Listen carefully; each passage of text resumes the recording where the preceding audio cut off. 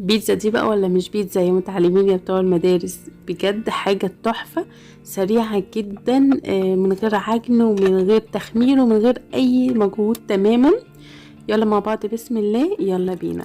اول حاجة معانا 3-4 بيضات كده او بيضتين، وعليهم ملح وفلفل اسمر طبعا حسب الكمية. انا هنا حطيت بيضتين وبعد كده زودت 2 تاني. هنحط عليهم فلفل متقطع صغير وشرايح صغيرة من اللانشون، لو مفيش مشكلة خالص. لو عايزة تضيفي اي حاجة غير اللانشون ضيفي براحتك. هنجيب الفينو بتاعنا يكون مش فريش بايت، اي فينو انت مش عارفة تستفادي بيه، وهنقطعه كده حلقات صغيرة تكون متساوية على قد ما نقدر.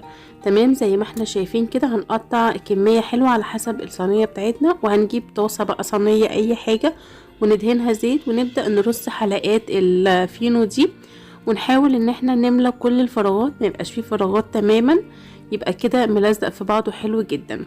تمام. هنجيب بقى كده البيض اللي احنا عملناه باللانشون والفلفل والبهارات، وهنحطه على الفينو. نسيت اقول لكم ان البيض كمان عليه بهارات بيتزا. تمام. هنحطه كده هنحط البيض ده على الفينو ونوزعه حلو قوي. وبعدين هنبدأ بقى نحط اي جبن عندنا، نحط اي بقى حاجة انتوا بتحبوها على البيتزا. وبعد كده هحط جبنة موتزاريلا، حطيت جبنة موتزاريلا وشيدر.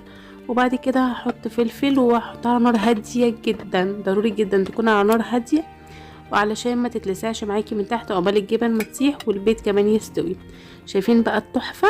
تحفة تحفة تحفة تحفة، وطعمها تحفة بجد. الولاد اتجننوا عليها، ما تفرقهاش خالص عن البيتزا المعجونة بالدقيق. بجد تحفة، وتستفادي جدا من الفينو. ممكن تعمليها لولادك في المدرسة، في النادي، في اي خروجة، بدل ما تعملي بيتزا تتعبي فيها وتستني التخمير والكلام ده كله في فرن. بجد النتيجة مضمونة جدا وطعمها خطير. وبس كده خلاص، ده كان الفيديو بتاعنا النهاردة، ونورتوني. باي باي.